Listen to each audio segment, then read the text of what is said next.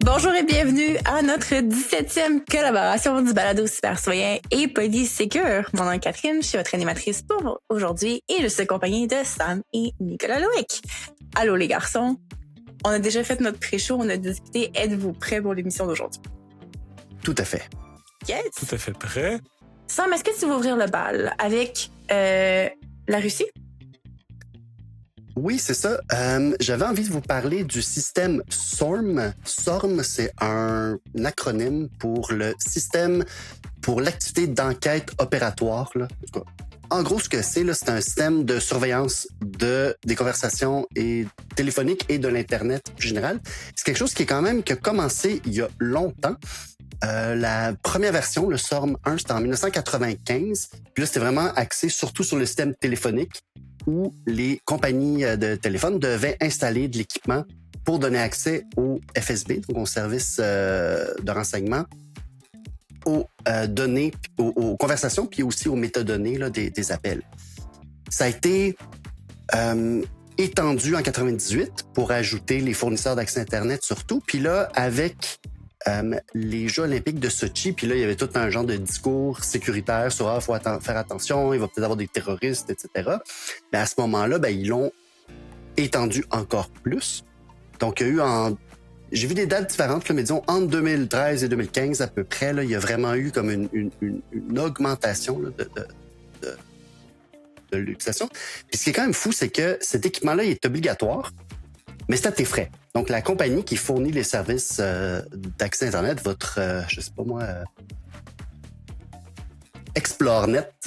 Le Bell russe ou genre on parle de le Bell navigateur? ou le Vidéotron, Okay. le ExploreNet, machin, doivent eux-mêmes installer cet équipement-là sur leurs infrastructures. C'est à leurs frais.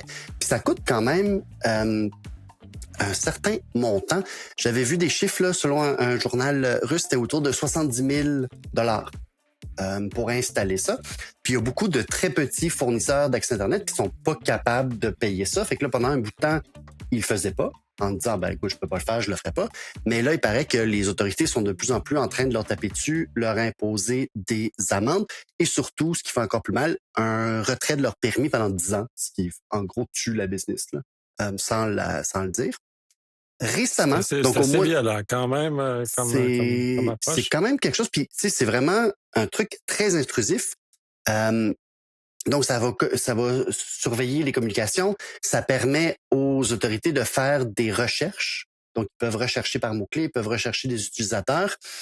Puis, récemment, le gouvernement a rajouté des données qui doivent être ajoutées dans cette base de données-là, dont les adresses personnelles des gens, des données de passeport, des données bancaires, des coordonnées de géolocalisation, les adresses IP qu'ils utilisent, les noms de domaine, leurs adresses courriel, toutes.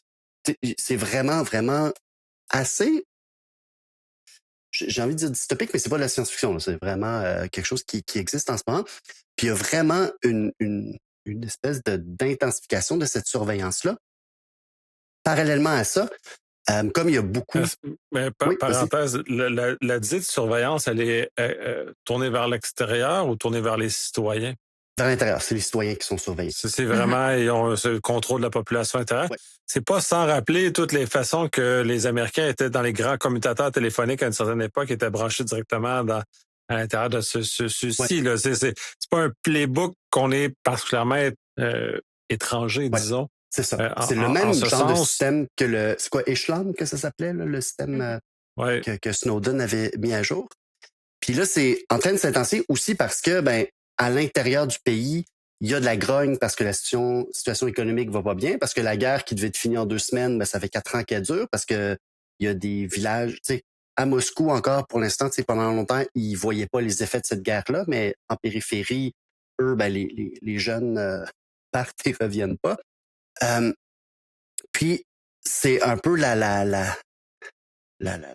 sais pas moi, la paranoïa ou la peur un peu que le peuple se soulève ou qu'il y ait comme de la grogne ou de l'agitation de l'organisation qui se fait, qui semble augmenter là, ce désir là, de contrôler les communications. Parallèlement à ça, tu as aussi l'interdiction de tout ce qui est VPN. On en a parlé un peu avant sur le fait qu'on trouvait que ça servait à rien, mais dans un contexte comme par exemple en Russie où au-delà du somme, tu as aussi des listes de blocage où tu as plein de sites qui sont interdits d'accès, ben, la seule façon d'y accéder, c'est en utilisant un VPN. Puis là, ces VPN-là sont rendus de plus en plus difficiles. D'ailleurs, puis là, je sais pas parce que la source n'est pas très fiable, mais il y a eu beaucoup de pannes, là, Internet, là, surtout au niveau des communications cellulaires. Principalement parce que je pense que l'État essaie de couper certaines affaires parce qu'il disait que les drones ukrainiens utilisaient ces réseaux-là. Mais là, ils fermaient l'Internet pour comme la moitié de la population.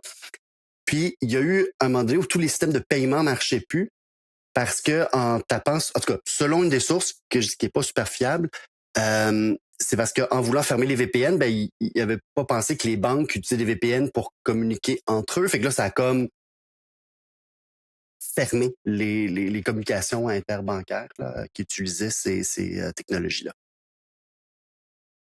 Mais Euh, si on remet, puis je ne sais pas à quel point ce que tu as lu le mentionne, la coupure de l'Internet en Iran, ça a été rebranché il n'y a pas très longtemps.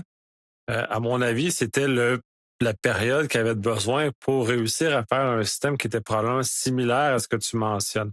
Ça, c'est mon take, là. C'est pas, j'ai rien de scientifique dans ce que je fais. C'est pas recherché, mais mon impression, c'est ils ont réouvert parce que maintenant, ils ont un contrôle et avant, ils l'avaient pas, fait qu'ils l'ont fermé, là.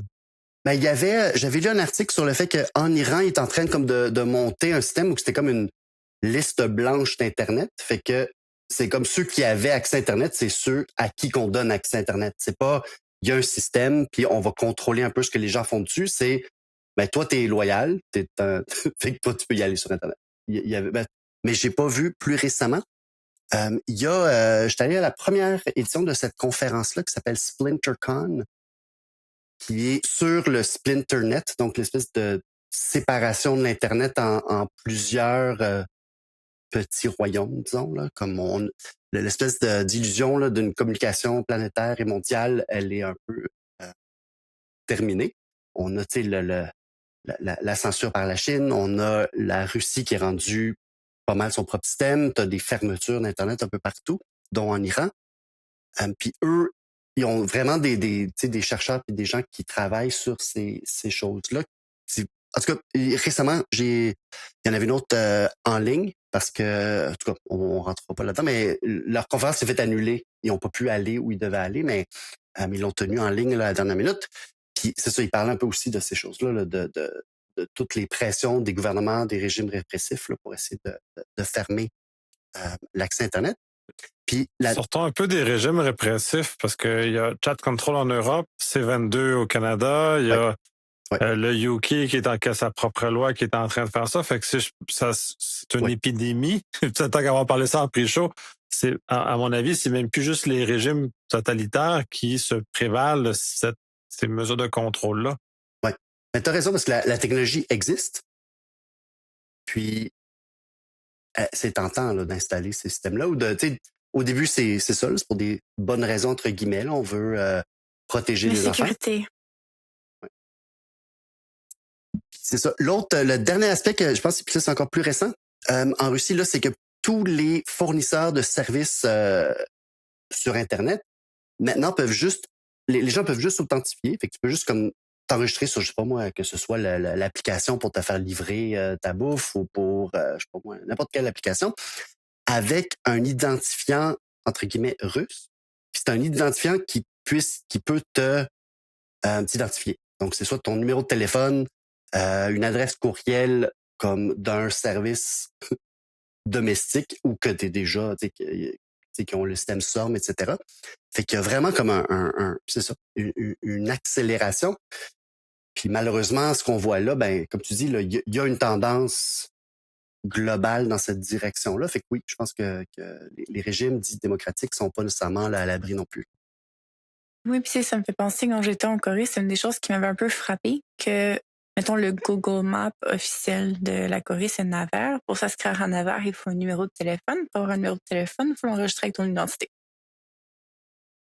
Fait que tu sais, tes comptes en ligne, tous tes comptes en ligne, en fait, tous les sites pour t'enregistrer, ben il faut que tu aies un numéro de téléphone coréen, ce qui fait qu'il faut que tu aies révélé. Fait que tu sais, mettons, moi, même pour avoir ma eSIM, il a fallu que je donne mon passeport là, carrément. Puis c'est tout fonctionné avec le passeport pour faire une identité. La plupart des boutiques avaient quelque chose pour scanner mon passeport pour comme traquer les achats que je faisais à l'intérieur du magasin. Fait que, tu sais, puis c'est un pays qui est théoriquement démocratique aussi, mais cette surveillance-là était quand même très frappante là, par rapport, tu sais, si Ouais. je peux m'ouvrir un compte Google sans révéler là, l'entièreté de mon existence aussi. Là. Tu sais, comme oui, Google me traque d'autres façons, mais je pourrais théoriquement créer un compte sans nécessairement que ce soit officiellement lié à mon identité. Puis je vais ramener l'expérience plus dans l'Europe, la France et la Belgique, parce que c'est ceux que je connaisse. Pour acheter une eSIM ou une SIM, il y a un certain degré d'identification que tu dois donner. Tu peux pas arriver là et acheter une SIM puis t'en aller comme un truand finalement, parce que c'est comme ça que tu es traité. Et aux États-Unis, ils vont justement stopper les burners aussi. Fait que ça, eux autres aussi sont en train d'embarquer dans cet univers-là d'obligation d'identité absolue avant d'avoir un numéro de téléphone. Là, c'est rien de spectaculaire. Oui, puis après, si le site web force que tu aies un 2FA qui est connecté au moins par SMS, ben, tu sais, ça fait que par la bande, il faut que tu donnes ton numéro de téléphone pour te connecter automatiquement. Fait que, tu sais, définitivement, je pense que je pense que la différence avec la Russie et le reste du monde, c'est que c'est juste plus transparent sur le fait que les gens soient traqués, alors que c'est sûr que dans d'autres pays, il y a d'autres méthodologies pour se traquer. Là. Ben, c'est plus loin. Je veux dire, il y a un contrôle plus grand, plus brutal même. C'est plus Fait qu'on est en répressif, là. retard. Oui. Mais je veux dire, on est Oui, sur le c'est même plus ça. chemin, on est juste en Oui. retard On est essentiellement, en c'est le retard. même path. Ouais. Là. Ouais. On s'en va sur la même route tout le monde. Là. C'est ce que la Russie a Ben, c'est ce qu'on donné ce qu'on d'avance. voit avec C22 au Canada, dans le sens que le degré d'opposition qu'il y a face à cette loi-là démontre qu'on est en train d'embarquer tranquillement dans ce chemin-là, nous aussi, sous des prétextes qui sont malheureusement mal défendus. Là. Puis j'avais cité dans un de mes épisodes sur l'actualité le cafouillage. J'avais tiré d'un blog très intéressant qui parlait justement le cafouillage entourant C22 est probablement le plus gros problème de cette loi-là, plus que son contenu. Parce que s'il était capable de le défendre, d'être capable de le débattre, d'amener cet espace-là qui est très important en démocratie, ils sont pas capables d'aller là, ils utilisent de la démagogie, c'est improvisé, c'est à moitié maîtrisé. Donc, on a un problème fondamental du démocratique en C22, avant même tout l'aspect surveillance qui lui-même est problématique dans cette loi-là. Ce que je me demande, par contre, quand tu racontais, Sam, toutes les choses qui sont essentiellement capturées, je me dis, mais cette base de données-là, essentiellement, elle se fait hacker un jour, c'est la fin. Là, comme littéralement, chacun des citoyens russes a l'entièreté de ses informations personnelles out there. Oui. Dans une Dans base de une données que seule et même database unique. dans laquelle tu peux faire des recherches avec des mots-clés. wildcards, des astérix pour trouver. Nice. Ce n'est pas sans rappeler que les Chinois avaient rentré dans les systèmes de surveillance américains qui servaient à surveiller les Américains. Donc, c'est sûr que ça devient une cible très intéressante pour le pouvoir opposé qui cherche à avoir des connaissances sur ton pays. Ben, c'est comme donner une carte à ton adversaire. Hey, mon gros trésor, il est là. C'est littéralement C'est advertiser absurde. que tu as un gros trésor qui contient l'entièreté des données. C'est fascinant. On est dans un monde avec des gens, j'ai l'impression, qui comprennent pas la portée. Je pense qu'ils arrêtent juste à la première étape. Je veux faire quelque chose, puis ils font quelque chose, mais ils comprennent pas que le quelque chose en question a des conséquences beaucoup plus profondes qui, dans le monde virtuel, n'a pas tant de limites que dans le monde physique, il y a une certaine limite. Fait que tu peux faire une erreur, puis c'est pas si pire. La portée va être plus réduite. Dans le virtuel, la portée, elle est très grande. Fait que si tu fais une loi trop permissive sur la surveillance, ou ce que les Russes font, la conséquence, c'est que là, ils vont ouvrir. Fait que c'est sûr que les pays adverses, on va dire les États-Unis en l'occurrence, parce que c'est drôle, guerre froide, vont s'intéresser à cette base de données-là puis aller la siphonner au complet. C'est comme un peu marqué dans le ciel. Fait que c'est fascinant, toute cette incompréhension de la ramification, des effets inattendus tout ça. En tout cas, bref, moi, je suis malheureusement je suis pris dans l'histoire, là, mais je suis fasciné par l'incompréhension des gens, des décisions qu'ils prennent, puis les conséquences sociales importantes que ça leur a sur la population de leur pays. Là. Je parle pas de la Russie en l'occurrence, là, je parle des autres pays d'Occident qui font des choix similaires. Bref. Mais parlant de choses que les gens ont mis en place sans penser aux conséquences, ça m'emmène un peu à notre deuxième sujet qui est Flock, justement, que je ramène sur la table. On en avait parlé au dernier balado. Pour ceux qui se joignent à nous pour la première fois, Flock, c'est un système essentiellement qui sert à relier plein de vidéosurveillance ensemble pour traquer des plaques d'immatriculation grâce à I'm sorry, Nicolas, grâce à l'intelligence artificielle. Mais ce n'est pas le sujet de la chose. Le sujet, en fait, c'est l'abus de cette technologie-là. Puis, on en avait parlé qu'il y avait eu quelques cas d'abus qui étaient ressortis, des trucs quand même assez drables, là. Entre autres, un directeur qui s'était servi de la caméra pour aller comme traquer dans des écoles, etc. C'était comme weird.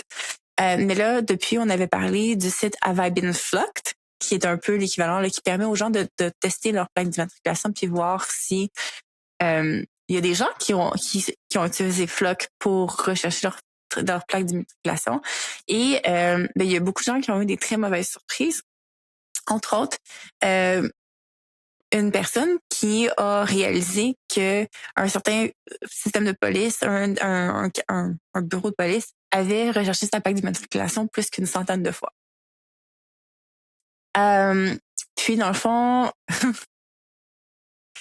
mais pourquoi? C'est absurde. Fait qu'elle a porté plainte. Fait que la police a fait un audit interne. Mais ils ont été relativement transparents et en fait, ce qu'ils ont ressorti de ça, c'est que non seulement cette personne-là avait été traquée 100 fois, mais l'officier qui avait fait ça avait traqué un autre plaque 124 fois en l'espace de 2 mois. Je vais deviner que les 2 personnes étaient des femmes. Donc, c'était pas relié là, à quoi que ce soit d'autre. C'était juste un policier qui avait pogné une lubie là-dessus. Un autre cas dans le même bureau de police qui s'était fait prendre à un chef de police, en fait, qui s'était fait prendre à stalker sa femme. Il avait pas confiance de où est-ce qu'elle allait, fait qu'il la traquait à travers le système Flock. Puis plein de cas un peu absurdes comme ça, là, où est-ce qu'il y a comme des plaques qui ont été runnées là, des centaines de fois par des fois des victimes qui savent même pas pourquoi. Il y a aucune raison, ils connaissent pas nécessairement l'officier, etc. Et la réponse de Flock à tout ça, c'est que dans les faits, on devrait être vraiment grateful d'avoir ces informations-là parce que c'est grâce à leur transparence que Have I Been Flock peut même permettre d'aller faire cette validation-là.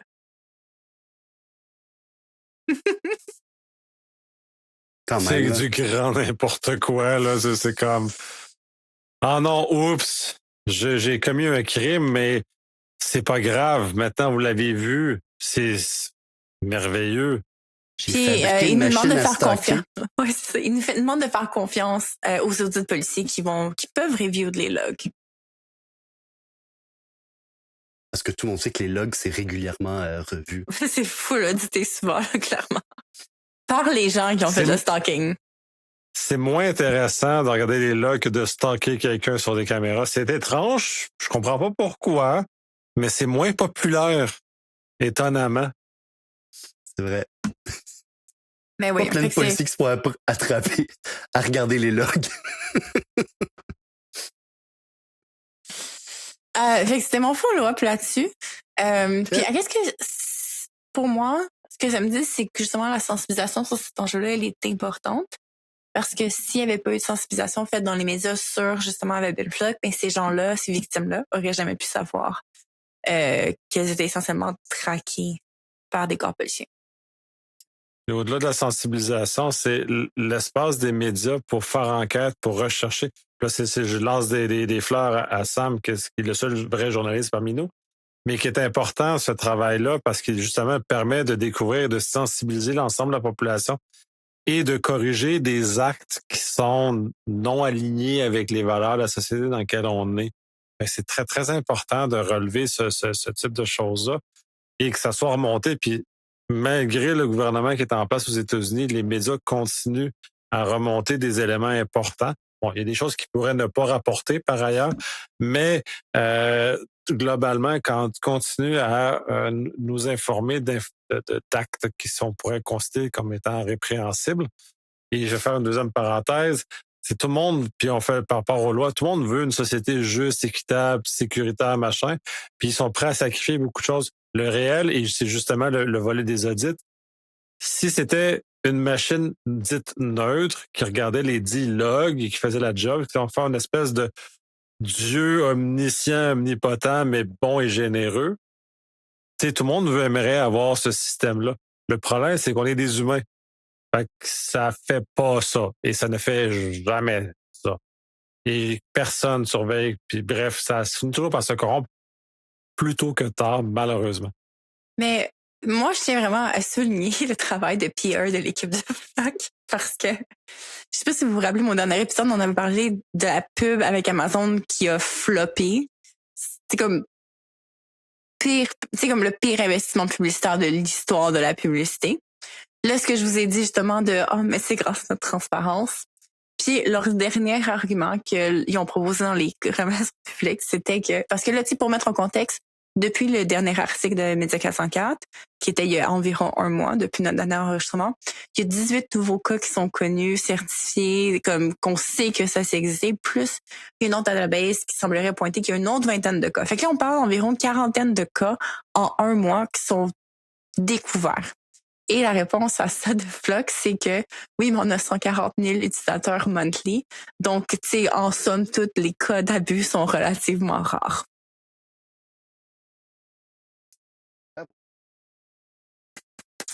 Flock devrait renvoyer son équipe de PR. Peu importe qui fait les communications en ce moment chez Flock. Au moins, il y a une bonne équipe de PR pour spinner ça pour de vrai, là, parce que c'est vraiment pas là. Ils ont mis le fils du boss. C'est pas bon, là. C'est pas impressionnant. C'est pas impressionnant. Il me semble qu'il y aurait d'autres façons de peut-être comme, essayer de faire passer la pilule qui est pas aussi... C'est quasiment impressionnant tellement la réponse est mauvaise, en fait. Je pense que c'est au niveau de l'espace quand il s'était fait hacker qui était comme...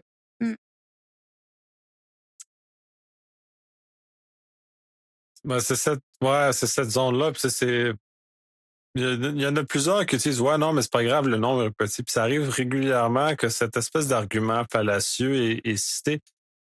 En l'occurrence, si on prend l'exemple du stalking qui a été mentionné, un seul cas est un cas de trop. Ouais, un cas d'abus, c'est un cas d'abus, là. C'est comme. Puis là, on en a une quarantaine, là. C'est comme. Pourquoi est-ce qu'il n'y a pas un système en place pour empêcher ces abus-là? Tu peux le mettre. Dans mon ancienne vie. Si une personne fait une recherche trop fréquemment, ça bloque le point. Dans mon ancienne vie, je travaillais à l'hôpital, puis à un moment donné, j'étais responsable d'une équipe. Puis à un moment donné, j'ai reçu un appel pour dire tel de vos collègues a regardé le dossier médical de tel autre collègue. Genre, c'est grave. Puis elle l'avait fait avec la permission de l'autre. L'autre avait dit hey, t'es à l'hôpital aujourd'hui, peux-tu checker quelque chose pour moi? Mais heureusement que là, elle avait la permission parce que sinon, elle se faisait renvoyer à l'hôpital. Elle se faisait retirer son permis, ses privilèges à l'hôpital, puis dire, regarde, tu ne peux plus accéder au système informatique. Mais il y a un système en place pour tout de suite détecter n'importe quel usage inhabituel. Si c'est pas un patient inscrit sur ta liste de patients, puis que tu regardes son dossier, t'es pas supposé. C'est ça. Fait que, on a vu des cas là, de trucs où que il y avait des ratés même là, mais ça prend des balises là, parce que malheureusement. Oui, puis si un officier check 124 fois une plaque en 2 mois qui est pas reliée à aucun cas en cours, comme clairement, il y a comme un moment où est-ce qu'il y a une alerte qui devrait être déclenchée. Oui. Clairement, c'est comme je dis pas 2-3 fois, puis comme là, si on parle de 100 fois en 2 mois là. C'est comme c'est anormal qu'il n'y ait pas eu rien qui ait été déclenché.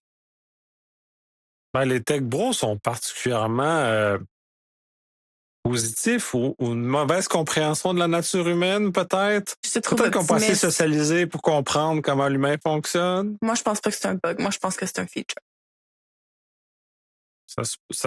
peu aussi, mais pour l'avoir vu dans d'autres systèmes, c'est souvent des mesures comme la mesure que Sam mentionne, c'est les case load en santé.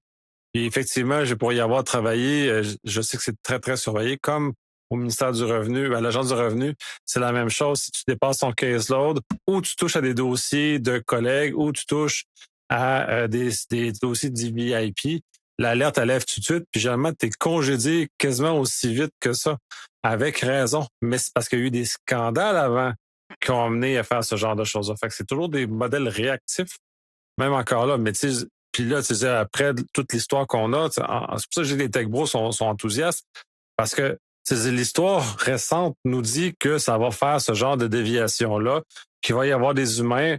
On le sait, c'est documenté, c'est fait. Là. On peut plus dire, comme les années 70, 80, dire ah non, on savait pas que ça allait faire ça parce que la technologie est nouvelle.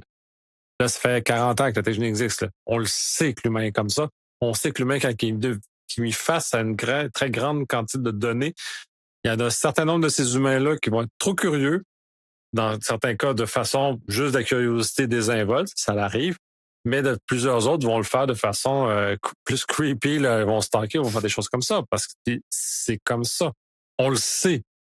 Fait que là, rendu là, c'est de l'aveuglement volontaire. Je dirais pas jusqu'à un feature, là, parce que là, ça prendrait de la malice, là, puis moi, je ne crois pas capable de ce genre de degré de malice-là. Je le crois plus à un degré d'incompétence et d'incompréhension. Le vendeur principal checker un gym d'école, là, c'est... Je sais pas. Dans ma tête, c'est comme le manque d'intention. Je pense pas qu'il est si naïf par rapport au manque de contrôle par rapport à la chose.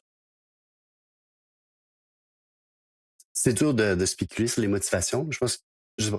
Il y a un point où il y a tellement rien qui est fait que je pense que c'est pas de temps de spéculer. Tu sais, comme, tu sais, des fois, tu sais, comme, je suis d'accord qu'il faut pas dire que c'est de la malice versus juste de l'incompétence, mais il y a un point où est-ce que c'est tellement aberrant que c'est facile qu'il faut arriver à dire que comme on fake l'incompétence, mais c'est de la malice en fait en ce moment.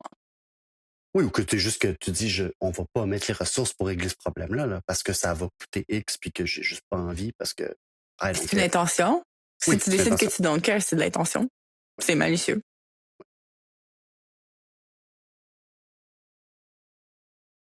Nom de domaine. Vas-y Sam, c'est à toi. Go! Oui, je vais vous parler d'une étude publiée par Interisle, qui est un groupe de consultants là, qui ont fait une recherche que j'ai quand même trouvée originale sur les noms de domaine. Donc, en gros, ce qu'ils ont fait, c'est ils ont regardé en 2025 tous les noms de domaine qui ont été enregistrés, puis ensuite de voir ceux qui se sont retrouvés sur des listes de blocage. Donc, ils ont été bloqués parce que ils ont été rapportés comme étant malicieux, utilisés soit pour des attaques de phishing, utilisés pour des fraudes, des arnaques, etc.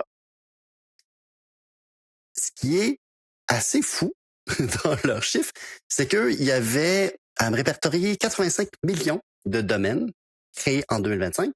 Puis là-dessus, il y en a 8,5 millions qui se sont retrouvés bloqués, donc qui se sont avérés malicieux. Fait que tu as 10% des noms de domaines créés qui sont créés pour faire de la fraude, du vol, etc. Puis, ils disent que ce 10%-là, c'est le plancher, parce qu'il y en a plus, parce que c'est juste ceux qui sont bloqués. Fait que ceux qui sont pas encore bloqués, ils sont pas dans ce chiffre-là. Puis, ils disent qu'il y en a qui ont été créés comme à la fin 2025 et qui vont probablement être bloqués au début 2026, mais ça tombe en dehors de leur échantillon qu'ils regardaient. Donc, ils disaient, c'est clairement plus que 10%. Ça pourrait, tu sais, j'ai vu dans le texte, il me semble que ça va même jusqu'à 15-20 des noms de domaines en circulation. Un des choses qu'ils regardaient pour voir est-ce qu'un nom de domaine est valide ou plus malicieux, c'est ce qui est renouvelé.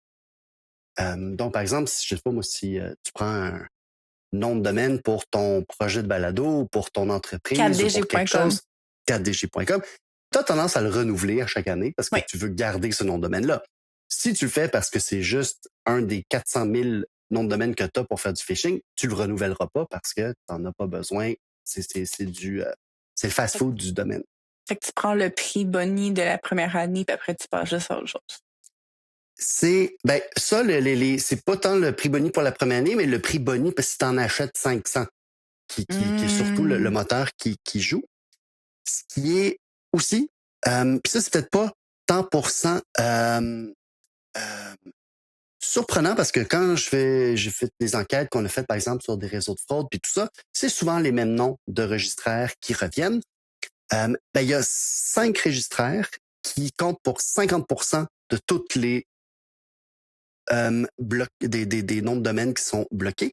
Puis il y en a un, il y avait 88% de tous les noms de domaines qui avaient été enregistrés avec lui qui se retrouvaient bloqués.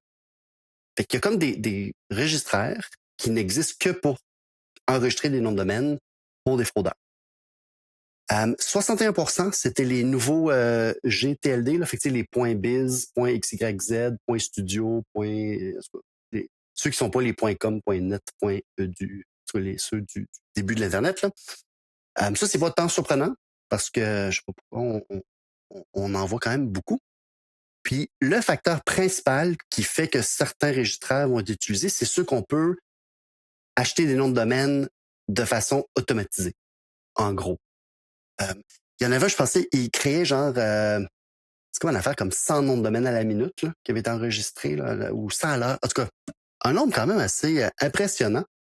Pendant 24 heures, là, il avait acheté je sais pas combien de noms de domaine.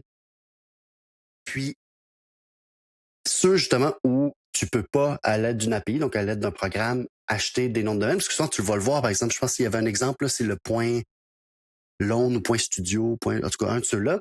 Tu sais, t'as comme 0001.studio, 002.studio, 003.studio, 004.studio, 0, tu sais, jusqu'à 9999.studio qui ont tout été achetés dans le même temps, dans un temps court. Tu sais, OK, c'est la même personne, puis elle va pas faire 1 million de sites web 999.studio. En tout cas. Mais ça a été fait de façon automatisée. Puis c'est le plus gros facteur qui fait que ces services-là sont utilisés par des entreprises malicieuses. Ce que j'ai trouvé un peu décevant ou un peu bizarre dans ce rapport-là, c'est qu'il parle des facteurs du marché. C'est clairement un groupe de consultants qui croit beaucoup à la capacité du marché de réguler les choses. Parce qu'ils disent, il y a quand même certains incentives qui, juste comme d'autres, tu comprends que c'est pas quelque chose que le marché va régler, c'est quelque chose que ça va prendre des règlements, puis comme un marteau. C'est pas la Des carotte. systèmes? Quelque chose qui bloque? Puis Encore une c'est fois? ça que je... Puis d'ailleurs, peut-être vous pouvez me le dire parce que je comprends pas pourquoi... par exemple, si tu as un registraire que 88% des noms de domaine qui enregistrent se retrouvent bloqués, pourquoi est-ce qu'on lui en retire pas son permis de délivrer des noms de domaine? T'sais, c'est ça. Il y a... En tout cas, je sais que le ICANN, là, le IC, a pas une fonction policiale, c'est très ingénieur. Les autres, ils gèrent le protocole, puis mais c'est déjà arrivé qu'ils retirent des permis. Qu'ils disent pour telle raison aux autres, mais je sais pas pourquoi il n'y a pas plus d'action. En tout cas, je sais pas si vous avez des hypothèses. C'est quelqu'un qui fait de l'argent. Le marché se régule. Non, c'est quelqu'un qui fait de l'argent, puis comme il préfère laisser le problème avec. C'est la même raison pour laquelle Facebook. C'est la même raison pour laquelle Facebook enlève pas les spammers puis les fraudeurs. C'est parce que ça serait trop de la perte d'argent. On en avait parlé dans le balado, là, où est-ce qu'il avait monté une équipe pour éliminer les scams en ligne. Puis finalement, ça avait tellement affecté les revenus qui étaient comme... C'est terminé, on arrête d'essayer de régler le problème. C'est probablement le même enjeu. Pourquoi est-ce que ce fournisseur-là interviendrait quand c'est 80% de ses revenus? Il n'y a aucune raison pour lui de le faire. Non, mais pas que lui intervienne. Lui, on le sait qu'il interviendra pas. Il y a aucun scrupule. Mais il y a... il graisse la patte à quelqu'un qui garde ça actif pour lui, là. C'est parce que les noms de domaine eux-mêmes ne sont pas une indication d'intention. Autant que qu'est-ce qui est fait avec. Fait que c'est plus difficile d'arriver avec un élément comme ça. On le sait que ça arrive à se faire servir comme ça. Et à l'heure actuelle, je crois plus aux mesures en amont qui vont être capables de bloquer donc de ce qu'on pourrait dire que le marché se régule, c'est-à-dire que la plupart des systèmes plus modernes vont vérifier le nombre de temps que le domaine a été enregistré et avec un certain seuil. Donc, si ça fait juste 6 mois, mais ils vont systématiquement bloquer tous les courriels qui arrivent de ce domaine-là ou systématiquement vont bloquer tout accès à ce domaine-là si ça fait moins de 6 mois qu'il existe. Bon, ça pénalise du monde qui ont des nouveaux projets, mais c'est des mesures qui sont en place pour justement régler une partie de ce problème-là. Et là, on peut aller plus loin parce qu'il existe des marchés secondaires, c'est-à-dire des domaines qui ont été conservés pendant un certain nombre d'années, justement pour leur donner la légitimité d'existence et de pouvoir être réutilisés et revendus. Et ça, ces domaines-là ont plus de valeur parce qu'il y a une crédibilité qui a été gagnée. Fait qu'il y a un paquet de marchés étranges par rapport à ça. Je suis pas sûr qu'on a un marteau unique pour régler l'ensemble du problème, mais il y a effectivement place à regarder quelque chose. Il y a peut-être que la stratégie de la Belgique avec le CCB qui, eux, vont de niveau étatique. Les DNS du pays sont d'une source et vont bloquer systématiquement les sites qui sont considérés comme étant toxiques d'un point de vue national. Et des chiffres qui ont été diffusés jusqu'à présent, ça semble avoir un effet réel sur le degré d'infection qu'il y a en Belgique versus dans d'autres pays comparables en Europe, par Mais exemple. Mais tu sais, ce que tu dis rendu là, c'est comme le marché sur régule, il me semble que la régulation la plus directe, c'est qu'à un certain point, si 80% plus des domaines de tels fournisseurs sont scammers, ben tu bloques le fournisseur au complet. Mais ouais, ben c'est ça, c'est de bloquer. C'est la seule stratégie, c'est qu'il y a des pays, comme la Belgique le fait, vont bloquer de façon systématique de point de vue national, là, pas genre 3 petits clins dans leur sous-sol, là, peuvent bloquer de point de vue, puis là, ça va protéger tout le monde, incluant nos parents qui ne connaissent peut-être pas nécessairement comment ça fonctionne. C'est ça l'enjeu, parce que les vraies cibles de ces choses-là, c'est pas les gens qui se connaissent un peu, c'est les gens qui s'y connaissent pas. C'est là, il est là le danger réel pour ça. C'est pour ça qu'il faut des interventions. Peut-être comme santé publique, comme j'aime bien là, ce que la Belgique fait, là, c'est un peu invasif, mais j'aime bien quand même d'un point de vue national qui règle le problème, puis tu sais, voici, ciao, bye. Mais oui, c'est une solution. Mais en même temps, par exemple, là, je vais nommer GoDaddy, mais il est pas dans les pays. Il était dans ceux qui enregistraient le plus de nom de domaine, mais le pourcentage de ceux qui se faisaient bloquer et qui étaient malicieux était quand même assez faible comparé à la plupart. Mais disons que ce serait GoDaddy qui aurait 88% de ces noms de domaine qui seraient juste ce nom-là parce que c'est un que les gens connaissent. Là. Mais pourquoi est-ce que... Parce que pour pouvoir vendre des noms de domaine, faut que tu aies eu comme la permission de l'instance qui gère là, l'Internet. Puis cette instance-là a déjà retiré des permissions. Elle a déjà retiré à un registraire de dire ouais, toi, tu n'as plus le droit de donner des noms de domaine. C'est fini, là. Tu n'es pas responsable avec tes noms de domaine, tu peux plus le faire. Mais ça a été fait comme, de ce que je comprends, pour une technicalité, pas parce que l'usage était malicieux.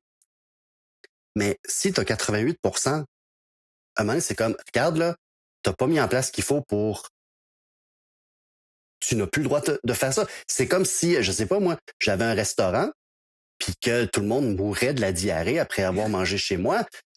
Éventuellement, on fermerait mon restaurant en disant, regarde, tu sais, ce que tu Ouais, as mais ça, Pédagogie. Mouah.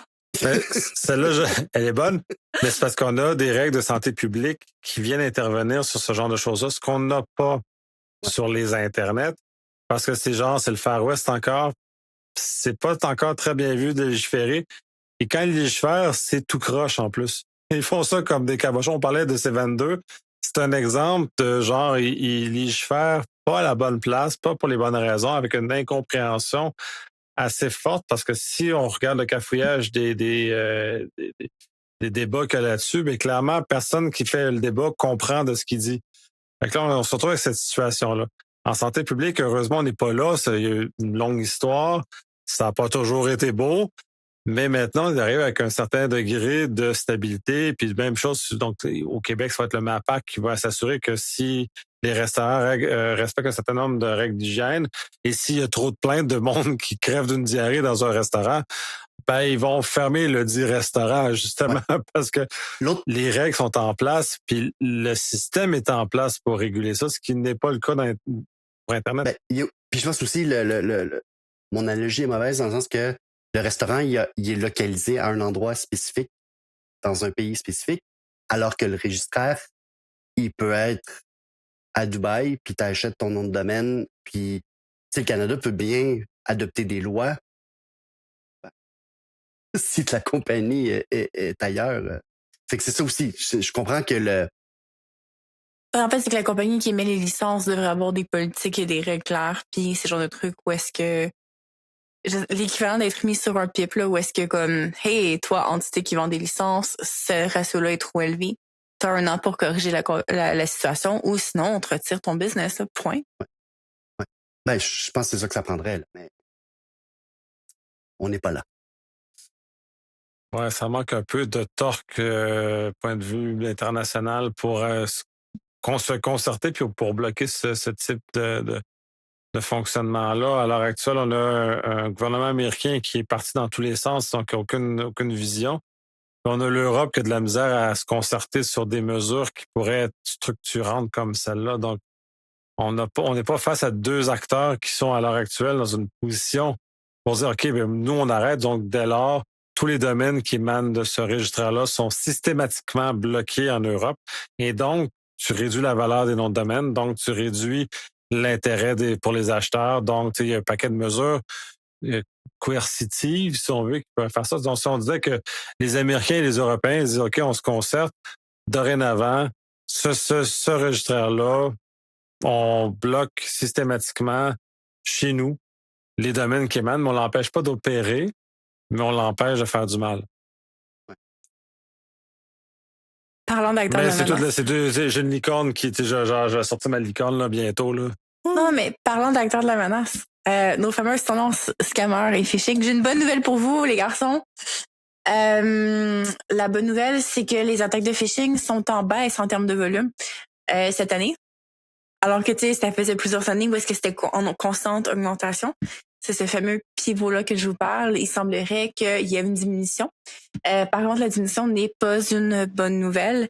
La raison pour laquelle les attaques ont diminué, c'est parce que les acteurs de la menace, nos fameux scammers, préfèrent maintenant faire de bons scénarios de phishing plutôt que beaucoup. Donc, ils optent pour la qualité plutôt que la quantité. Bref, c'est comme l'effet contraire du unshitification. En fait, les scammers ont décidé qu'ils focusaient sur l'équivalent d'un luxury phishing email, où est-ce qu'ils vont focuser sur du top level, des attaques qui valent la peine. Probablement, en fait, c'est probablement une réaction de la théorie là, que je lis en ligne, c'est que les outils essentiellement de filtre sont rendus tellement sophistiqués que ça vaut plus la peine. On faisait souvent le commentaire de mais tu sais, c'est les scams de princes nigériens qui cliquent là-dessus. Puis la théorie, c'était si quelqu'un envoie 1,5 million courriels de princes nigériens, c'est que quelqu'un qui clique dessus puis que ça vaut la peine. Mais en fait, ce qu'on voit en ce moment, c'est que semblerait que ça ne vale plus la peine, ce genre de phishing-là à grand filet. Et que maintenant, on va falloir s'attendre à des attaques beaucoup plus sophistiquées qui préparent ton verre de vin, Nicolas Loïc, sont entre autres facilités, roulement de tambour par l'IA, bien entendu. Les outils de génération de langage particulièrement qui vont aider là, à crafter des courriels un peu plus sophistiqués. Mais je trouve ça quand même intéressant parce qu'on parlait là, vraiment d'une baisse qui était relativement significative. 20% en 2024, puis un autre 20% en 2025. Fait que c'est quand même des gros drops là, qui commencent à se voir. Qu'est-ce qu'on peut essayer d'aller sur le silver lining là-dessus? Tous les envois de courriels qu'on avait avaient un impact environnemental quand même assez important.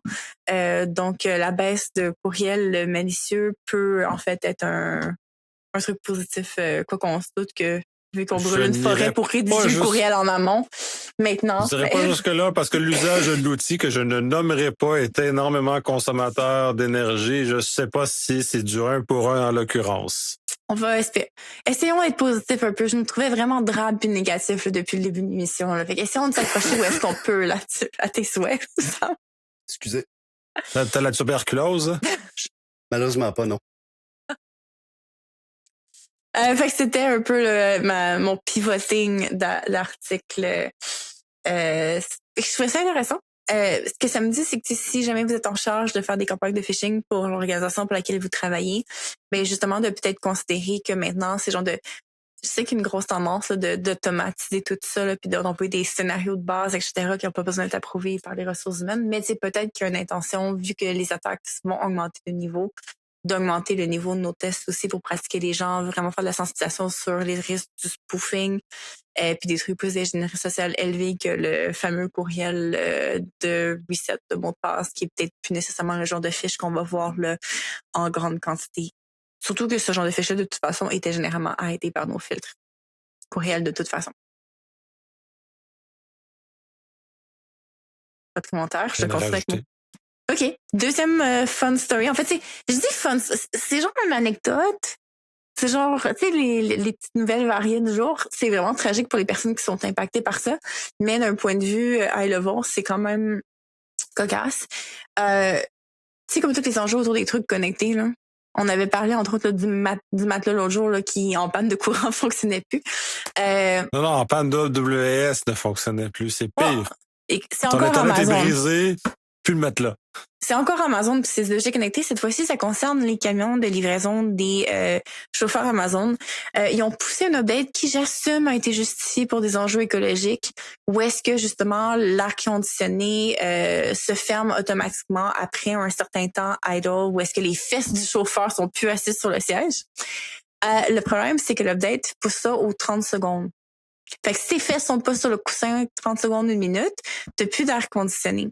Sachant comment ça fonctionne une livraison typique, les fesses du chauffeur sont régulièrement pas sur son siège au bout de 30 secondes. C'est vraiment désagréable, voire dangereux, de rentrer après 2-3 paquets à une voiture brûlante et infernale. Mais les changements de température réguliers aussi, il se rassoit, ça se repart, là, il reçoit de l'eau, de l'air froid en face, il sort dehors, il fait chaud, puis il se rassoit, il cuit, pouf, de l'air froid dans le visage. C'est un drôle de traitement en choc. C'est peut-être un spa qui voulait l'idée en arrière de ça. Y a-t-il une idée thérapeutique qui n'a pas été divulguée correctement? J'apprécie le positivisme. Je pense que c'est juste quelqu'un qui est pas sur le terrain qui a pas pensé à son update plus loin qu'il faut. Qui s'est dit que ça allait être c'est parfait, ça nous sauve de l'argent, puis on call it a day, puis voilà. Quand même. Comme Oui, beaucoup puis de mais décisions. c'est outre là, on est en été là, fait que c'est quand même très dangereux aussi. C'est potentiellement super dangereux en fait comme update là. Il y a des chauffeurs Amazon qui sont dans des températures infernales au Texas en ce moment là, puis c'est comme choquant de savoir qu'ils n'ont pas l'air climatisé entre justement là, 2 livraisons de paquets. Je pense que leurs conditions sont assez misérables aussi là, aux gens qui travaillent chez Amazon. On dirait que c'est comme à quel point t'es cheap comme entreprise parce que tu coupes le système d'air climatisé de tes chauffeurs. Parce qu'il y a ça aussi, là. Pourquoi ils ont fait ça? Parce que, tu sais, comme, je pense pas que c'est vraiment l'environnement qui a comme guidé le cœur de Bezos sur cette décision-là. Tu sais, je pense que c'est les coûts. Ils se sont dit, on va réduire les coûts.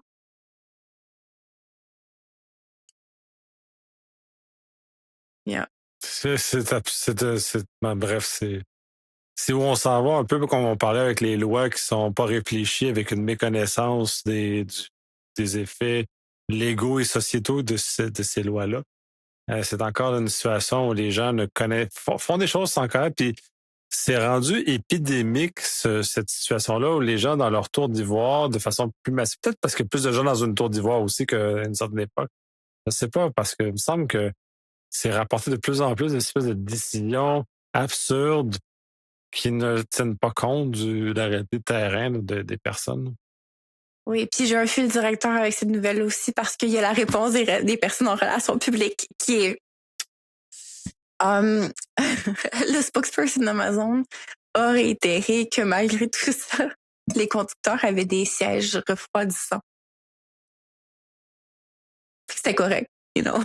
Parce que who needs AC quand ton siège est froid? Ouais. Puis que l'update en particulier a été timé avec l'été, justement pour augmenter le confort des conducteurs et la durée de la batterie.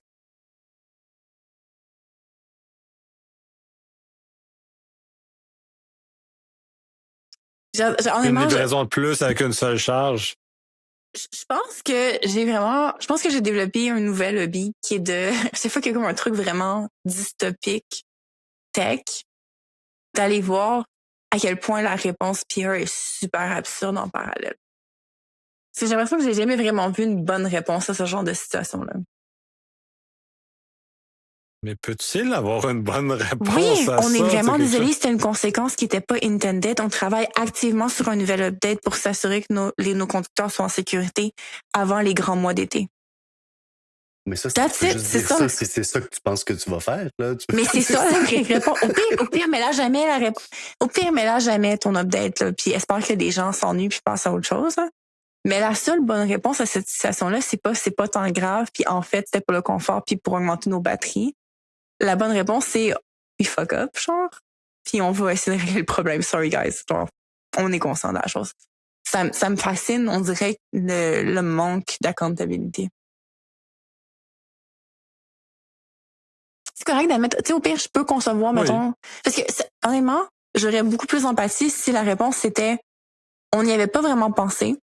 L'objectif, c'était une mesure écologique pour sauver nos batteries, blablabla. Puis là, on réalise que c'est un problème, donc on va reverse, ne vous en faites pas. J'aurais beaucoup plus de respect pour la compagnie si c'était ça la réponse. Genre, on a fait une erreur, on va reverse ça, sorry, que...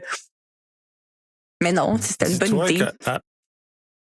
Dis-toi qu'à l'heure actuelle, quand je vois une réponse comme ça, puis c'est rare qu'on en voit, je trouve ça rafraîchissant. Oui. D'avoir une réponse honnête, dire oups, on s'est trompé, c'est un accident. On va travailler dessus, on va régler le problème qu'on a créé. Ciao, bye. Là, c'est juste du spin, puis partout en politique, c'est comme ça. Dans les compagnies, c'est comme ça. C'est partout comme ça. Ah, ben là, on a trouvé une excuse bizarre, bidon, généralement, pour justifier le changement qu'on a raté. Mais c'est juste ça. C'est comme si elle avait une maladie de pas être capable de juste faire comme oups, on est des humains, on a fait une erreur. Mais c'est facile parce que je me rappelle, mettons, à l'école, quand on avait des cours de relations publiques, une des choses qui nous était beaucoup poussée, c'était l'authenticité. C'était vraiment d'être comme, c'était préférable d'être authentique. Les gens sont plus réceptifs à l'authenticité qu'à un faux maintien de perfection que personne n'y croit, en fait, essentiellement. Puis, je sais pas, on dirait que, je sais pas, qu'est-ce que la cohorte actuelle de la personne en relations publiques, du moins ceux qui se retrouvent en tête, ont manqué le mémo.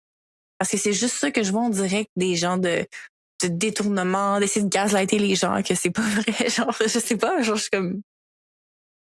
Mais tu sais, comme les gens sont pas stupides, ils le voient bien, là. C'est comme le truc de Flock, justement, avec Amazon. Tu sais, comme tout le monde a vu que le fait que c'était vraiment creepy de pouvoir utiliser des caméras Ring de tout le monde pour, comme, traquer des chiens perdus. Tu sais, comme clairement, tout le monde a immédiatement fait... Ça m'énerve qu'ils nous prennent pour des cons, en fait. Mais avec qui ces gens-là parlent? Parce que, tu sais, c'est une Ils enquête de parlent Flock. à leurs patrons qui sont tous des tech bros, genre... Sur la mettre, là, je sais pas quoi vous dire, c'est genre... Clairement, c'est genre... Mais c'est tous des gens qui sont déconnectés comme s'ils n'avaient jamais vécu dans la société avec d'autres humains. Fait que, tu sais, c'est fascinant. Tu sais, je peux pas imaginer que ces personnes-là, ces hommes et ces femmes-là rentrent dans la maison le soir, vont parler à leurs conjoints et à leurs enfants. Ils disent, hey, la bonne idée que j'ai eue aujourd'hui, c'est qu'on va commencer à surveiller les chiens partout. Et puis, je pense même le test de la famille est normalement assez suffisant pour dire, ouais, mais t'as-tu réfléchi que c'est un peu bizarre? Yeah, je sais pas. Les gens sont dans leur tour d'ivoire, peut-être, ou je sais pas. Je sais pas. Mais degré de déconnexion, peut-être que j'y ai puis je suis rendu cynique, là, mais je trouve que c'est pire que pire. Il me semble que dans le bon vieux temps, c'était pas si pire que ça, on se faisait pas bourrer comme on se fait bourrer là. C'était plus je le sens plus que je me fais bourrer avant, je le sentais pas. Mais je pense que s'il y a eu comme un retour, tu sais, comme il y a eu un bandelier, là, tu sais, je pense qu'on regarde avec nostalgie, mais tu sais, dans les années 50, il y en avait plein de trucs absurdes comme ça, là, un docteur qui dit que la cigarette, c'est bon pour la santé. Je pense qu'il y a comme eu un virement où est-ce que dans les années 2000, il y avait comme un revirement de situation de gens un peu hopeful qui arrivaient sur le marché de l'emploi, puis qui étaient comme on va changer le monde avec la créativité. Puis il y avait tout ce besoin d'authenticité-là, d'honnêteté à travers la publicité. Puis on a eu comme une couple d'années où est-ce que les brands prétendaient au moins pas être straight up evil. Puis là, on dirait que, ben tu sais, je pense qu'un des trucs symboliques, c'est le fait que Google a enlevé son logo Don't Be Evil sur leur mur. Puis comme, tu sais, pour moi, ça aurait dû faire sourciller plus de gens. Que, tu sais, comme, j'ai l'impression qu'on devrait être vraiment plus outrés de comme dire genre non, c'est plus nous, ça en fait, tu sais, comme on embrace l'opposé. Puis on dirait que ça a donné la permission à toutes les autres marques de tech d'être evil. Puis il y a vraiment eu je sais pas. Puis il y a comme 3 tech bros qui sont clairement genre dans des... Il s'agit de parler de Palantir qui, tu sais, littéralement, son manifesto est fasciste. C'est-à-dire là, C'est pas plus énoncé que ça, là, puis ça crée des tensions internes, puis là, ça crée... Puis là, c'est comme de voir... Oui, puis un il y a mémo? des employés qui quittent. J'ai-tu manqué ça? T'as pas vu le manifesto de fasciste du dirigeant de Palantir? Non, T'as mais raté pourquoi ça, ça t'as raté d'entendre? quelque chose de bien, là. Excusez-moi, pourquoi ça n'a pas été proposé comme sujet d'émission? Ça me suis vraiment déçue. Ça fait déjà un petit bout. Ça date. C'est vieux, c'est une vieille nouvelle. C'est pour ça que ça... La vieille nouvelle. Ça fait C'est vieux. Ça fait un mois. Ben, c'était pas autre enregistrement, là. Non, c'était prêt. Puis on en a pas parlé. C'est quoi ça? Ben, c'est juste partie du... Ben, la dernière fois, je sais pas si t'as su... Ben, on a vraiment de la misère à rester sur un sujet, là. Ça a été très, très désordonné. On en a peut-être parlé, je sais, je me rappelle plus. Non, on en a pas... Non, si j'avais entendu... Non, je te niaise, là. Je sais qu'on en a pas parlé. Mais... OK, un 22-point manifesto pour... OK, c'est quoi les points? Parlez-moi ça. Expliquez-moi les trucs. Ah, mais j'ai pas relu ça là. Fait que on peut pas faire ça aujourd'hui. Ah! On va pas faire ça live comme ça, mais oui, il a sorti ça, puis tu sais, ça crée un malaise important partout, puis même chez les employés, ça fait comme, ben là, ça commence à devenir un peu too much. Quand c'est comme dissimulé, les employés, pour beaucoup, vont accepter malgré tout, mais quand c'est plus dissimulé comme ça, là, ça devient difficile de dire que tu es aligné avec les valeurs de ton entreprise. Beaucoup. Fait que, tu sais, il y a des gens qui se font congédier d'ailleurs parce qu'ils sont pas suffisamment alignés avec ces valeurs-là chez Palantir. Fait que, bref, c'est vraiment étrange comme concept. Mais c'est dans le même mouvement qu'on voit aux États-Unis, cette espèce de awkwardness. Bref, c'est vraiment très particulier. J'ai un énorme malaise avec ce qui se passe. Puis on cautionne ça jusqu'à un certain point. Ben, tu sais, en fait, je pense qu'on en revient encore, c'est la gang de PayPal qui ont comme, je sais pas c'est quoi le petit pacte qui se sont fait entre bros, genre de PayPal, au moment de comme avoir créé ça, mais on dirait que tous les enjeux actuels peuvent être point out sur quelqu'un qui était impliqué avec PayPal. C'est peut-être eux qui ont initié le mouvement de kétamine aux États-Unis. C'est eux les vrais lézards. Non, mais ouais, peut-être que c'est les vrais lézards. J'étais allée lire un... Conspi. Non. J'étais allée lire un... Ouais, j'avoue que les 2-3 lignes que j'ai réussi à voir sont pas... Moi, je pense que ça mériterait une émission spéciale. Là. Je sais pas, j'ai l'impression qu'on devrait discuter plus agressivement de... On pourrait faire un épisode juste sur Palantir, mais ce serait un épisode... Oui. OK. Gardons ça sur la liste, la to-do list. OK. Et ça serait lourd comme épisode, j'ai l'impression. Je pense qu'on se sentirait pas bien à la fin. Préparez votre vin. Clairement, un épisode qu'on doit enregistrer avec un petit verre là, à côté. Là. Je me fais un martini extra dirty pour l'occasion, for sure. Là. Comme il nous faut un petit... Mais dans un soluté, c'est comme direct dans la veine. Pour être capable de survivre à ce que ça va être, là. Oui, effectivement. Là. Mais merci de m'avoir quand même sauvé d'avoir... J'ai juste pris 2 gorgées, là. Vous m'avez quand même préservé. On a fait attention à toi. OK. On conclut sur ça? Ben ouais, yes, on conclut sur ça. On a un plan pour une prochaine épisode.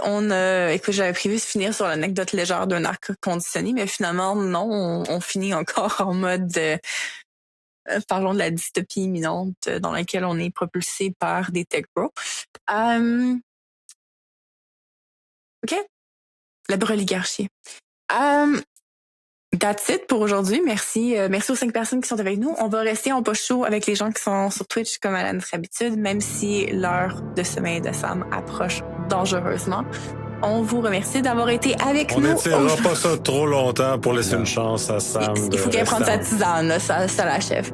Merci d'avoir été avec nous. N'oubliez pas de partager le balado autour de vous pour le faire connaître, en faire parler. Et on vous dit à la prochaine. À la prochaine. Bye.